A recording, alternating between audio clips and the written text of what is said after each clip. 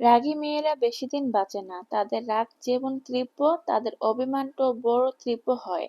তারা খুব আপন মানুষের কাছে থেকে পাওয়া আঘাত সহজে সইতে পারে না। বাধাহীনভাবে গড়িয়ে পড়ে অঝোর অশ্রুকণা। ভেতরে ভেতরে দুম মুচড়ে গুড়িয়ে যায় নিজের অজান্তে। কেউ দেখে না, আবার কেউ বুঝেও না। ধীরে ধীরে নিশ্চুপ হতে শুরু করে রাগী মেয়েগুলা। তারপর একসময় রক্তে মাংসে গড়া দেহের মাঝে পড়ে থাকে মৃতদেহ। আসসালামু আলাইকুম, কেমন আছেন সবাই? আশা করি ভালো আছেন। আবারও হাজির হয়ে গেলাম ছোট্ট একটি মিনি ব্লগ নিয়ে।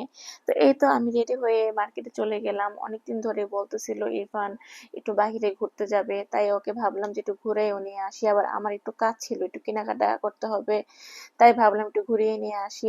আর যেহেতু একটু ভিডিও তৈরি করি এখন আবার, তো একটা মাইক্রোফোন কেনারও খুব ইচ্ছা ছিল, তাই আবার একটু মার্কেটে চলে আসলাম যে একটা মাইক্রোফোন কিনি। তো প্রথমে আমার ছেলেকে খেলাধুলা করার জন্য প্লে গ্রাউন্ডে নিয়ে আসলাম। তো মাশাআল্লাহ আমার ছেলে কিন্তু খুব সুন্দরভাবে খেলাধুলা করতেছে, এবং আজকের ওয়েদারটা কিন্তু খুবই সুন্দর ছিল। বাহিরে খুব প্রচুর বাতাস ছিল।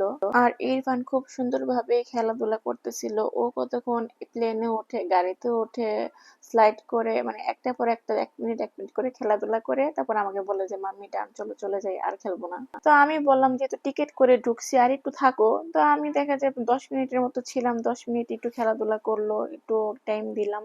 টুকটাক আমিও অনেক কিছু ভিডিও করে নিলাম এ ফাঁকে।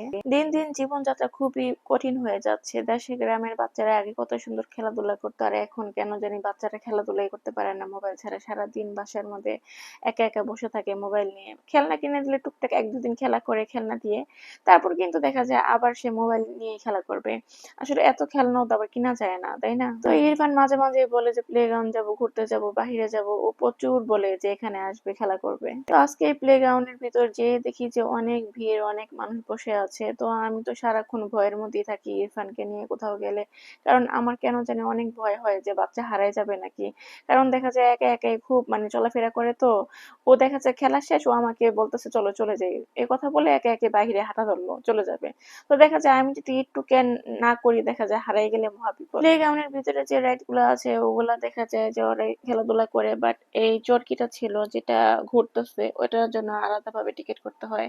তো ওকে অনেকবার ওটার মধ্যে উঠাইছি, দেখা যায় একা একা কি উঠবে, কেউ ওঠে না। তো এই তো সন্ধ্যা হয়ে গেছে। সন্ধ্যা হওয়াতে দেখা যায় জমজম টাওয়ারে অনেক লাইট ধরাইছে, সুন্দর লাগতেছে খুব পরিবেশটা। আর আমি যেহেতু গিয়েছিলাম তো সন্ধ্যার দিকে, সন্ধ্যা হওয়ার 10 মিনিট আগে গিয়েছিলাম। তো দেখা যায় 10 মিনিট খেলাধুলা করে তারপর আমি চলে গিয়েছিলাম একটা মাইক্রোফোন কেনার জন্য। তো অনেক ঘোরাফেরা করার পরে ভালো একটা মাইক্রোফোন আমি পেয়েছি। তো মাইক্রোফোনটা কেমন হবে জানি না। এখন কিন্তু আমি মাইক্রোফোন দিয়ে ভয়েস দিচ্ছি। অবশ্যই আমার এই ভিডিওটা দেখে আপনারা জানাবেন যে আজকের ভয়েসটা আমার কেমন হচ্ছে। তো এই দোকান থেকে একটা মাইক্রোফোন নিলাম। অনেক ঘোরাফেরা করে, অনেক দেখাশোনা করার পর অনেক সবকিছুই কেন জানি অনেক দাম চায়, বুঝলাম না কেন।